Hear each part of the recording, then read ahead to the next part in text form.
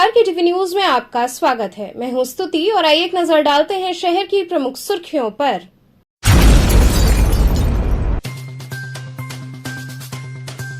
सिगरा थाना अंतर्गत जयप्रकाश नगर कॉलोनी में आरएसएस के वरिष्ठ स्वयंसेवक की ईंट डंडे से प्रहार कर हुई हत्या।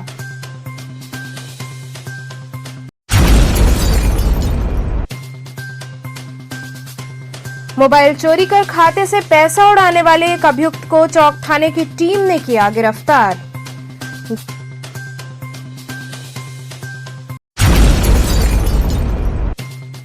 गंगा के बढ़ते जल स्तर को देखते हुए नाव संचालन पर लगा प्रतिबंध।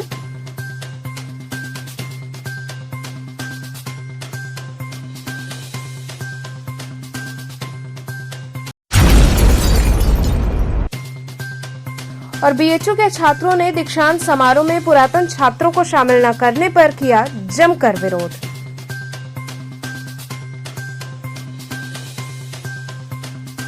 और अब खबरें विस्तार से। सिगरा थाना अंतर्गत जयप्रकाश नगर कॉलोनी में आरएसएस के वरिष्ठ स्वयंसेवक की ईंट व डंडे से प्रहार कर हत्या कर दी गई। सिगरा थाना क्षेत्र में देर शाम एक ऐसी घटना घटी जिससे लोगों के रोंगटे कांप गए हैं। आपको बता दें कि सिगरा थाना क्षेत्र के जयप्रकाश नगर कॉलोनी में आरएसएस से जुड़े वरिष्ठ स्वयंसेवक पशुपतिनाथ सिंह की ईंट और डंडे से मारकर हत्या कर दी गई है। बता दें कि बुधवार की शाम पशुपतिनाथ सिंह के आवास के बगल में अंग्रेजी बियर और देशी शराब का ठेका है। कुछ शराबी शराब की बोतल को लेकर पशुपतिनाथ के घर के सामने शराब पीने लगे। इस पर जब शराबियों को उन्होंने शराब पीने से मना किया तो शराबियों ने उनको बाद में देख लेने की धमकी दी और इसके बाद ये घटना हो गई। वहीं सिगरा थाना क्षेत्र के नगर निगम चौकी अंतर्गत हुई इस घटना के बाद पुलिस आयुक्त ने बड़ी कार्रवाई की। चौकी प्रभारी समेत हेड कांस्टेबल और कांस्टेबल को तत्काल प्रभाव से निलंबित कर दिया गया है। थाना सिगरा के एक इलाके में बियर के ठेके पे कुछ शरारती तत्वों के द्वारा शराब पीकर आपस में मारपीट की घटना की जा रही थी, जिसमें इस परिसर के जो मालिक ने वहां पहुंचकर उन लोगों को वहां से हटने के लिए कहा। इससे रुष्ट होकर इन शरारती तत्वों ने उन पे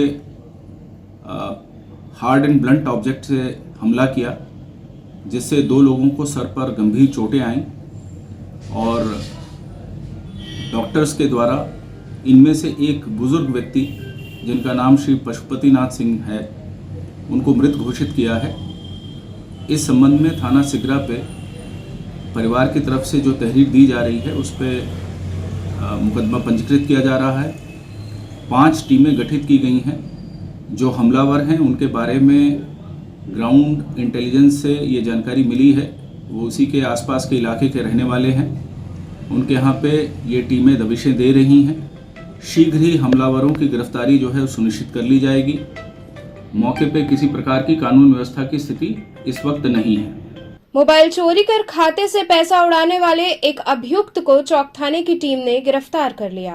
पुलिस आयुक्त ए सतीश गणेश द्वारा चलाए जा रहे अपराध एवं अपराधियों के विरुद्ध अभियान के तहत पुलिस उपायुक्त जोन काशी राम सेवक गौतम के आदेश के क्रम में अपर पुलिस उपायुक्त राजेश पांडे, जोन काशी व सहायक पुलिस आयुक्त दशा समेत अवधेश कुमार पांडे के कुशल नेतृत्व में प्रभारी निरीक्षक चौक शिवाकांत मिश्र की टीम द्वारा थाना लक्सा क्षेत्र से मोबाइल चोरी कर खाते से पैसे उड़ाने वाला अभियुक्त मणिकर्णिका घाट के पास से गिरफ्तार किया गया। अभियुक्त के कब्जे से चोरी का मोबाइल और 50,000 रुपए बरामद हुआ है। बताया जा रहा है कि विगत 9 अप्रैल को बुजुर्ग महिला मंजू सेठ बाजार करने निकली थी, जो थाना क्षेत्र लक्सा की रहने वाली हैं। न चल पाने के कारण एक स्थान पर बैठकर आराम कर रही थी कि उनका मोबाइल अज्ञात व्यक्ति द्वारा चोरी कर लिया गया और उनके खाते से गूगल पे के माध्यम से 80,000 रुपए किसी अन्य खाते में ट्रांसफर कर लिया गया। आवेदिका के तहरीर के आधार पर थाना लक्सा में मुकदमा पंजीकृत किया गया, जिसकी विवेचना प्रभारी निरीक्षक चौक को सुपुर्द की गई। सर्विलांस व साइबर सेल के सहयोग से खाता नंबर को ट्रेस कर अभियुक्त का पता किया गया तथा अन्य विधिक कार्रवाई करते हुए मोबाइल व बचा हुआ 50,000 रुपए नगद बरामद किया गया। गंगा के बढ़ते जलस्तर को देखते हुए नाव संचालन पर प्रतिबंध लगाया गया। बढ़ते हुए गंगा के जलस्तर को देखते हुए नाविक समाज की सहमति पर एक बैठक कर नाव संचालन पर रोक लगा दिया गया है। एसीपी दशा समेत अवधेश पांडे ने बताया कि लगातार गंगा का पानी बढ़ रहा है, घाटों का आपस में संपर्क टूट गया है। जल पुलिस व सामाजिक संगठनों को गंगा किनारे लगाया गया है व चक्रमण कर माइक से भी लोगों को जागरूक कर रहे हैं कि लोग गहरे पानी में न जाएं। डाला छठ सहित अन्य त्योहारों को देखते हुए समय समय पर गंगा की स्थिति देखते हुए आगे निर्णय लिया जाएगा। नाव संचालक भी बचाव में लगे हैं।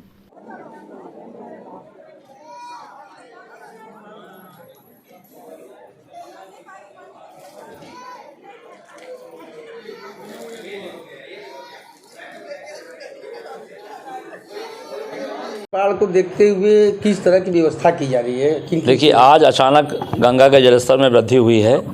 वृद्धि तो कल रात से भी हो रही थी, लेकिन आज सुबह सूर्योदय के बाद से काफ़ी तेज़ जलस्तर बढ़ा है। तो जो माझी बंधु हैं उनसे वार्ता की गई। वार्ता करने के उपरांत उनकी सहमत से तत्काल प्रभाव से नौका संचालन पर रोक लगा दी गई है और आदेश जारी कर दिया गया है। किसी भी प्रकार की कोई भी नौका का संचालन नहीं किया जाएगा, सभी माझी बंधुओं को बता दिया गया है। और नौका संचालन के लिए पुनः कब से लागू होगा इसके लिए बाद में अलग से बताया जाएगा। और क्या है, जो लोग भीड़ लेकर के गंगा में उतर आ रहे नीचे, वहाँ पर जल पुलिस है। जल पुलिस के द्वारा बराबर अनाउंसमेंट किया जा रहा है, लोगों को जागरूक किया जाता है। लोगों से जो जल पुलिस के लोग हैं वो नीचे रहते हैं, घाट पे जो गंगा सेवा निधि वाले हैं और जो सामाजिक संस्थाएं हैं, सभी लोग अनुरोध करती रहती हैं कृपया नीचे न जाएँ, पानी का जलस्तर बढ़ रहा है, किनारे पर ही स्नान कर लें। आने वाले समय में सबसे बड़ा त्यौहार 30 तारीख को डाला छठ का आने वाला है। तब तक जैसी जलस्तर होगा गंगा जी का, उसके हिसाब से कार्रवाई की जाएगी। वहीं वाराणसी में गंगा का पानी लगातार बढ़ता जा रहा है। ऐसे में गंगा में बाढ़ की स्थिति को देखते हुए वाराणसी पुलिस ने नाव संचालन पर रोक लगा दी है। 2 महीने में तीसरी बार बोटिंग पर ब्रेक लगाया गया है। वाराणसी में इस मानसून बारिश भले ही उम्मीद से आधी हुई हो, मगर गंगा का उफान थमने का नाम नहीं ले रहा है।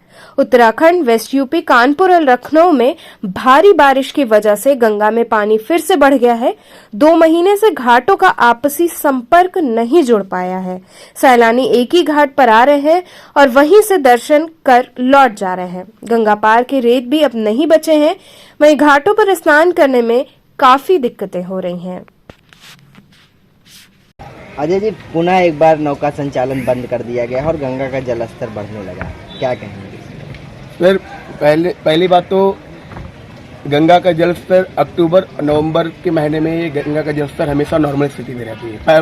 गंगा हमेशा नॉर्मल स्थिति में चली जाती है। ये हमारे पिताजी और हमारे दादाजी के समय से आज तक उन्होंने ये सब नहीं देखा कि अक्टूबर नवंबर में पानी ऊपर आ रहा है। ये हम लोग पहली बार देख रहे हैं कि अक्टूबर नवंबर के महीने में पानी ऊपर आ रहा है। कार्तिक में यहाँ पे बनारस में काफ़ी ज़्यादा त्यौहार माना जाता है, जैसे कि छठ पूजा है, दिवाली है, काफ़ी नागनथैया है, फिर देवी दिवाली है। ये सब त्योहारों को बहुत ज़्यादा असर पड़ेगा क्योंकि पानी का जलस्तर बहुत ही ऊपर है, तो घाट किनारे जगह नहीं है। तो लोकल लोगों को तो त्यौहार मनाने के लिए एकदम। नाविकों को कितनी समस्या है? नाविकों को तो मान लीजिए अब तो नौका संचालन बंद होने के कगार पर है। आज बंद हो गया है, तो अब हम लोग क्या करें? अब मान लीजिए पानी की तरफ बढ़ रहा है, 10 दिन 15 दिन तक मान लीजिए इसी तरह चला जाएगा। अब सब त्यौहार बगल में आ गया है, अब हम लोग का आए भी नहीं है, तो हम लोग करें क्या? अच्छा, जो बुकिंग हुई थी आप लोगों की, क्या उस पर भी प्रभाव पड़ेगा? ये सब काफ़ी ज़्यादा प्रभाव पड़ेगा। जो भी देवी दीपावली के लिए बुक हुआ गया था बोट, उसमें काफ़ी ज़्यादा लोग उसमें कैंसिल करवा चुके हैं क्योंकि पानी का जल स्तर जब बढ़ा रहेगा तो घाट पे कोई भी सुंदरता रहेगी नहीं। जब घाट सजेगा नहीं तो लोग देखेंगे नहीं, उसके लिए आएंगे नहीं लोग। अब देखिए, ये गंगा मैया का जो महिमा है, अब इसके आगे अब क्या बोल ही सकते हैं। ये जो गंगा का जलस्तर बढ़ रहा है, तीसरी बार बढ़ रहा है ये गंगा का जलस्तर। आज से जिला प्रशासन ने अलर्ट किया हुआ है, बोट संचालन बंद कर दिया हुआ है। और उसके बाद फिर अब हम लोगों का वाराणसी का जो सबसे बड़ा फेस्टिवल देव दीपावली आता है, हम लोग उसके आश्रय रहते हैं। उस टाइम की हम लोग बुकिंग लिए हुए थे, तो बुकिंग वाला जिससे लिए हुए तो उनका भी कॉल आ रहा है। न्यूज़ में आज दिया कि बोट स्ट्राइक बंद है, चल रहा है। तो हमसे पूछा कि कितने दिन तक का ऐसा चलेगा। हम बता नहीं सकते कि उन लोग को ये पानी का गंगा का जलस्तर कब कम होगा। तो बुकिंग जितना हुआ वो भी कहीं कैंसिल करना पड़ा। अच्छा, ये क्या लग रहा है कि ये पहली बार ऐसा हो रहा है कि हाँ, जब से तो हमारा जन्म हुआ ये तो फर्स्ट टाइम ऐसा हुआ, नहीं तो इसके पहले ऐसा मतलब ऐसा सीन नहीं था। और गंगा का जो जल स्तर बढ़ा ये बहुत मतलब लेट से बढ़ा और बहुत काफ़ी दिन हुआ, हम लोग को भी बहुत परेशानी का मुकाबला करना पड़ा। बीएचयू के छात्रों ने दीक्षांत समारोह में पुरातन छात्रों को शामिल न करने पर विरोध जताया। काशी हिंदू विश्वविद्यालय के छात्रों ने दीक्षांत समारोह में पूर्व में पास हुए छात्रों को सम्मिलित न किए जाने से नाराज होकर बीएचयू केंद्रीय कार्यालय के बाहर जमकर नारेबाजी और विरोध किया। विरोध कर रहे छात्रों ने ज्ञापन देते हुए कहा कि काशी हिंदू विश्वविद्यालय में इस वर्ष दिसंबर के मध्य में 102वां दीक्षांत समारोह होना है। विश्वविद्यालय के दीक्षांत समारोह में हिस्सा लेना हर एक छात्र छात्रा का सबसे यादगार पल होता है, लेकिन विश्वविद्यालय प्रशासन के नोटिस के अनुसार 2019-20 और 2020-21 में पास होने वाले छात्र छात्राओं को दीक्षांत समारोह के माध्यम से उपाधि नहीं देने की बात सामने आई है, जो हम सभी के साथ स्पष्ट रूप से एक भेदभाव व तानाशाही पूर्ण रवैया दर्शाता है। पुरातन छात्र छात्राएं विश्वविद्यालय का गौरव होते हैं। हमारी मांग है कि विश्वविद्यालय की परंपरा के अनुसार 2019-20 और 20-21 में पास होने वाले सभी छात्र छात्राओं को भी दीक्षांत समारोह के माध्यम से उपाधि दी जाए व हमारे इस विषय को संज्ञान में लेते हुए जल्द से जल्द एक आधिकारिक नोटिस जारी कर सूचना विश्वविद्यालय स्तर पर प्रेषित की जाए।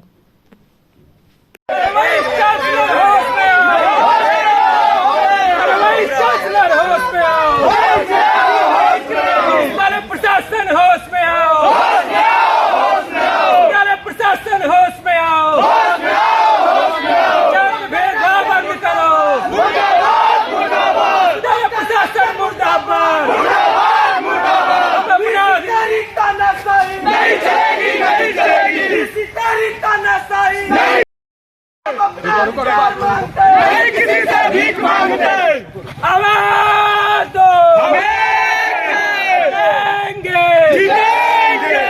समारोह में भेदभाव बंद करो, बंद करो, बंद करो, समारोह में भेदभाव बंद करो, बंद करो, बंद करो, छात्रों में तानाशाही बंद करो, बंद करो, बंद करो। सुरभान जी, किस तरह का आज आप लोग घेराव किए और क्या था?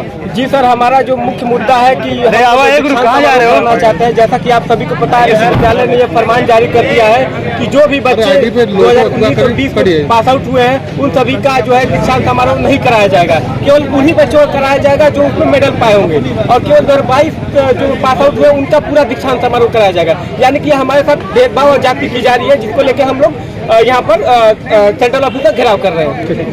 आज किस लिए आए और कहाँ पे आए हैं? आज हम सभी यहाँ पे छात्र जो एकत्रित हुए, यहाँ पे वर्तमान छात्र भी और पुरातन छात्र भी इसमें एकत्रित है। मुद्दा है हम लोगों के दीक्षांत समारोह का। विश्वविद्यालय प्रशासन ने एक तानाशाही पूर्ण रवैया अपनाते हुए और एक तानाशाही फरमान जारी करते हुए कहा है कि जो बैच 2019-20 और 2020-21 में पास आउट हुआ, यानी 2020 और 21 में जो बैच पास आउट हो रहा है उनका दीक्षांत समारोह नहीं कराया जाएगा, जो कि पूरी तरह से गलत है। और हम सभी छात्र अपनी इस मांग पर खड़े हैं कि हमारा दीक्षांत समारोह होना चाहिए। दीक्षांत समारोह एक ऐसा कार्यक्रम है जो कि हर विद्यार्थी का एक सपना होता है, एक यादगार पल होता है। और हम सभी जितने पुरातन छात्र हैं, जो वर्तमान छात्र हैं, जो दीक्षांत समारोह का इंतजार कर रहे हैं, वो सभी विश्वविद्यालय का गौरव बढ़ाना चाहते हैं। तो इस तरीके से दीक्षांत समारोह न होना और विश्वविद्यालय प्रशासन के द्वारा लगातार अनेक प्रकार के तानाशाही पूर्ण घेरे जो आ रहे हैं, उसका हम सभी विरोध करते हैं। और हम सभी अपनी इस मांग को लेकर के आज सेंट्रल ऑफिस का घेराव कर रहे हैं। ये हमारे इस आंदोलन का पहला चरण है। अगर विश्वविद्यालय प्रशासन अगले दिन के अंदर हमारी मांग को नहीं मानता है तो इस दिवाली से पहले विश्वविद्यालय प्रशासन के खिलाफ एक उग्र आंदोलन के लिए हम सभी बाध्य। आप लोग आज ज्ञापन भी सौंपेंगे, बस घेराव करेंगे? अभी तो आज तो हम लोग घेराव करेंगे और कुलपति साहब को हम लोग को ज्ञापन देना है, जिसमें हम लोग उनको पूरे विषय को रखेंगे। हमारा ज्ञापन आप सभी के सामने है, जो आप लोगों को मीडिया को प्रेषित कर दिया। कितने छात्र दोनों वर्षों को मिला करके कम से कम आपके 3 से 4 हजार छात्रों के साथ ऐसा जाति की जा रही है। और अभी तो एक पहला चरण है, इसलिए छात्र कम संख्या में आए हैं। और आगे आने वाले समय में पूरे छात्र जो बाहर भी हैं, शहरों से बाहर हैं, उन सभी को हम लोग एकत्रित कर रहे हैं ग्रुप में, और सभी छात्र एक साथ पूछ करेंगे और विश्वविद्यालय प्रशासन को करारा जवाब देंगे। यहाँ रुकेंगे एक छोटे से ब्रेक के लिए। आप बने रहिए केटीवी के साथ।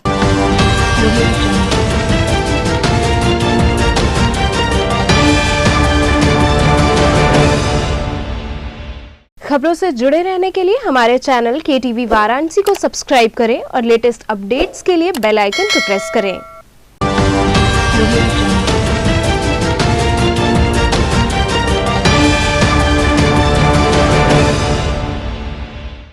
ब्रेक के बाद आपका स्वागत है। बरेका परिसर में सपा संरक्षक स्वर्गीय मुलायम सिंह यादव को भावभीनी श्रद्धांजलि दी गई। बरेका परिसर में सपा संरक्षक स्वर्गीय मुलायम सिंह यादव को श्रद्धांजलि दी गई। इस दौरान सभी कर्मी एकत्रित हुए और स्वर्गीय मुलायम सिंह यादव के चित्र पर पुष्प अर्पित करते हुए बाबा विश्वनाथ से उनकी आत्मा की शांति हेतु कामना की और उन्हें अश्रुपूरित श्रद्धांजलि दी। कर्मियों ने कहा कि ये अपूरणीय क्षति है, हम सभी बहुत मर्माहत हैं और हम सब मिलकर उन्हें सच्ची श्रद्धांजलि अर्पित करते हैं। आज हम सबके बीच में से ऐसे जननायक को पूरे भारत ने खोया है, जिनका कर्मचारियों के लिए तो बहुत बड़ा योगदान रहा है। आज जो हमारे सैनिकों का पार्थिव शरीर उनकी परिवार को सरकार सौंपने का कार्य करती है, वह साहसी और ऐतिहासिक निर्णय हमारे आदरणीय नेताजी ने लिया था। अब रक्षा मंत्री रहते हुए ऐसे अनगिनत कार्य उनके द्वारा हैं, जिनको हम शायद शब्दों के मायाजाल से नहीं बता पाएंगे। उनका जो एक स्वरूप है, उनका जो चरित्र रहा है, उसको भारतवर्ष के हर एक नागरिक ने पसंद किया, बेपनाह मोहब्बत दी, जिस कारण से आप देख रहे हैं कि जो सफाई में श्रद्धांजलि का क्रम शुरू हुआ है, वह आज बरेका के प्रांगण में बाबा भोलेनाथ की नगरी में हम बरेका वासियों खासकर बरेका कर्मचारी जितने भी साथी हैं, सबने मिलजुल कर आज उनको सच्ची श्रद्धांजलि देने का कार्य किया। इस कड़ी में हमारे कुछ और भी साथी हैं, जिन्होंने प्रत्यक्ष अप्रत्यक्ष रूप से हमारा साथ दिया और इसके लिए हम सभी को साधुवाद धन्यवाद देते हैं। और नेताजी इसी विश्वास के साथ मैं अपना वाणी को विराम देना चाहूँगा कि नेताजी सदैव हम सबके हृदय में इसी तरह समाहित रहेंगे और उनके दिखाए रास्ते पर हर भारतवासी चलने हेतु सदैव तैयार रहेगा। आगामी त्योहारों के दृष्टिगत पुलिस ने शहर के विभिन्न क्षेत्रों में पैदल गश्त की।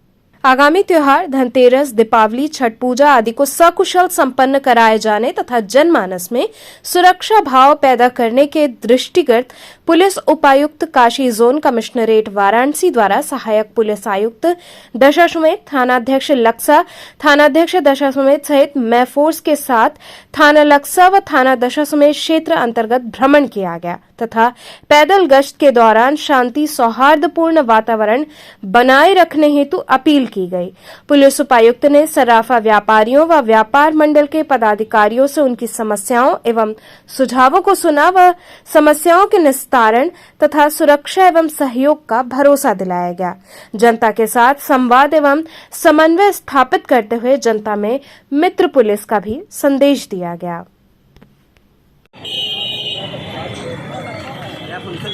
अरे नहीं भैया, हम अपना कुछ करेंगे।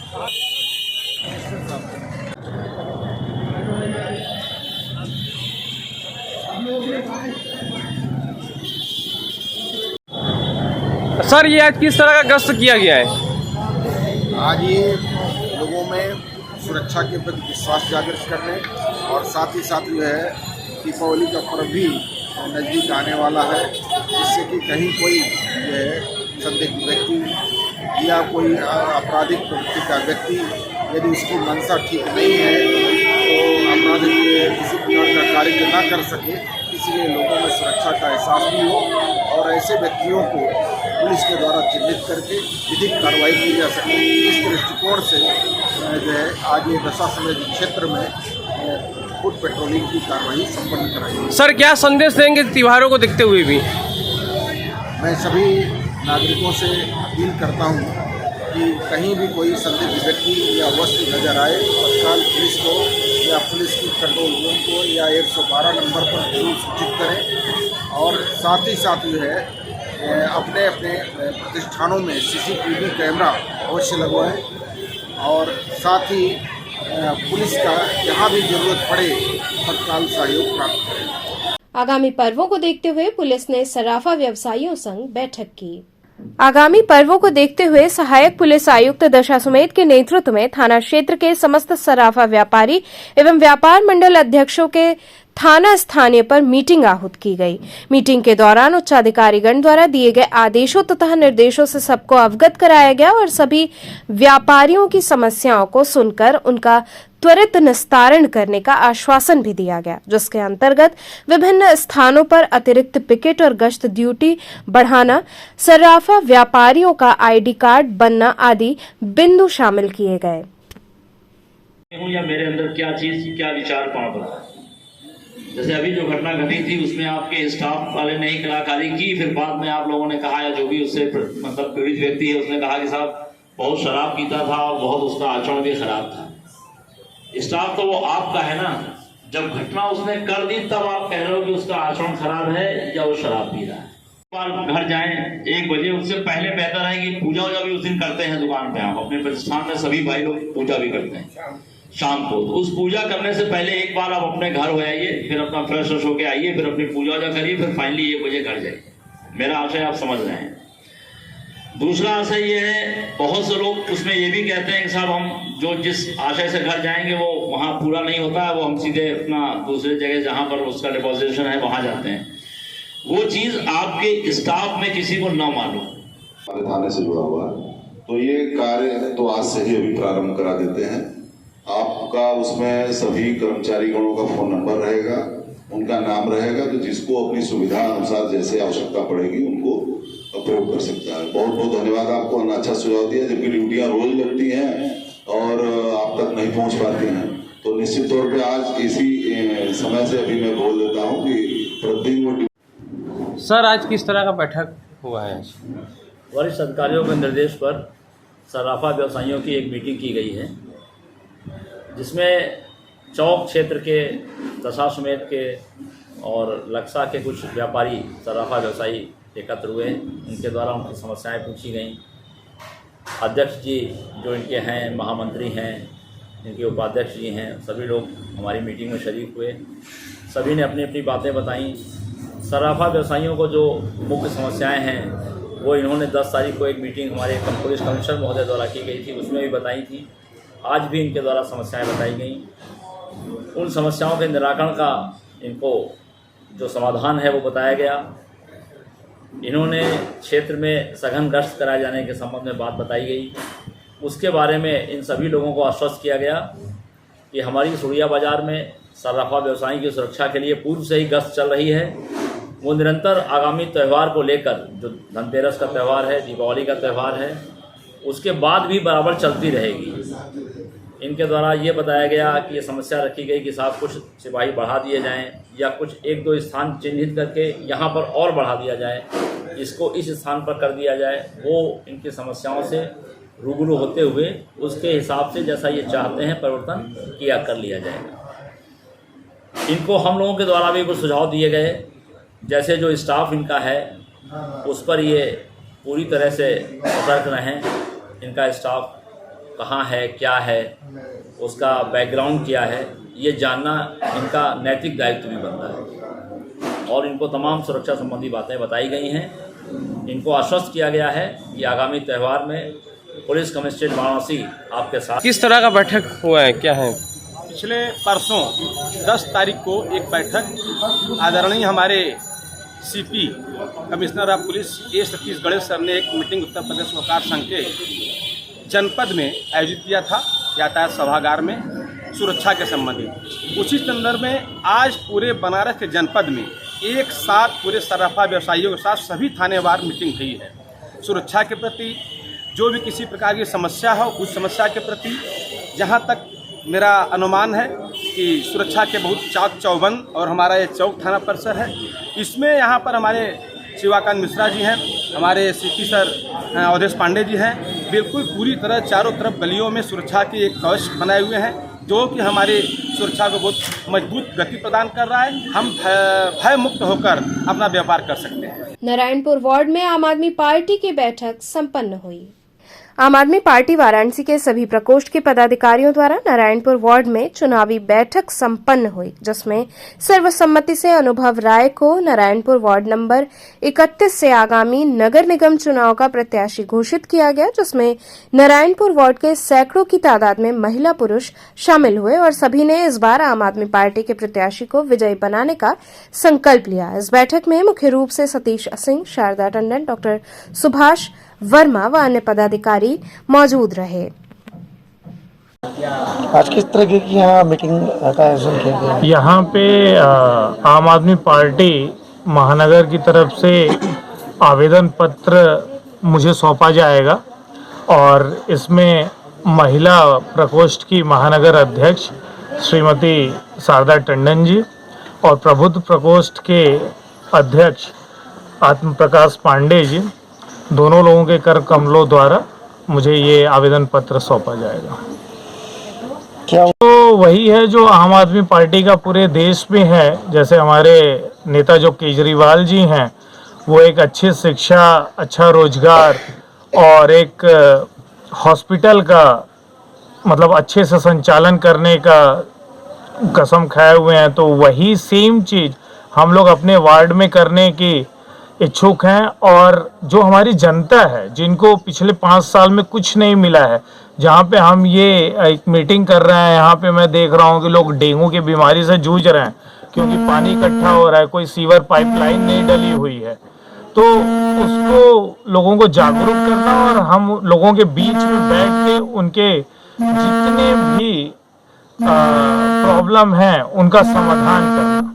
इसी प्रावधान में मैं 17 तारीख को यहाँ पे एक मेडिकल कैंप भी लगवाऊंगा, जिसमें फ्री जांच करवाऊंगा।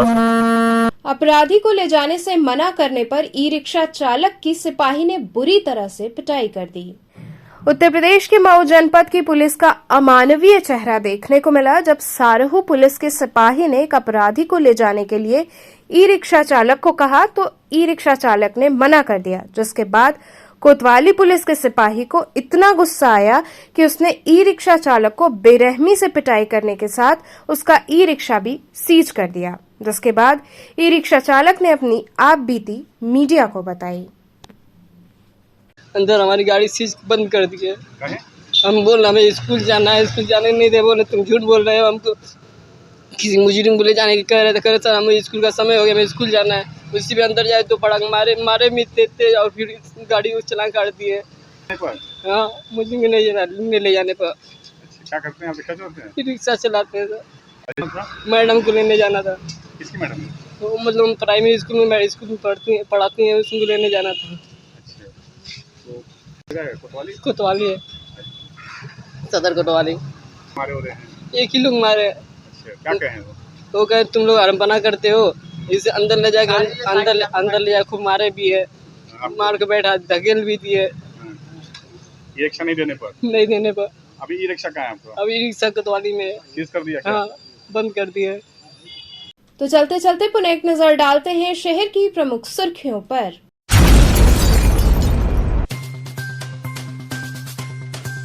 सिगरा थाना अंतर्गत जयप्रकाश नगर कॉलोनी में आरएसएस के वरिष्ठ स्वयंसेवक की ईंट डंडे से प्रहार कर हुई हत्या।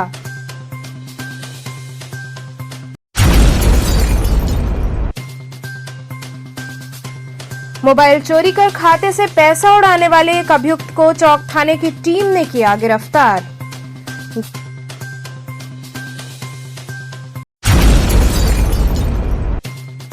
गंगा के बढ़ते जल स्तर को देखते हुए नाव संचालन पर लगा प्रतिबंध।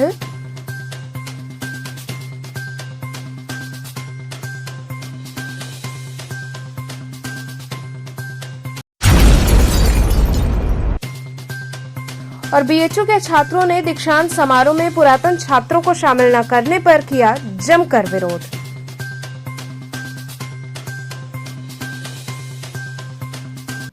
तो ये थे आज के समाचार। कल फिर होगी मुलाकात, तब तक के लिए नमस्कार।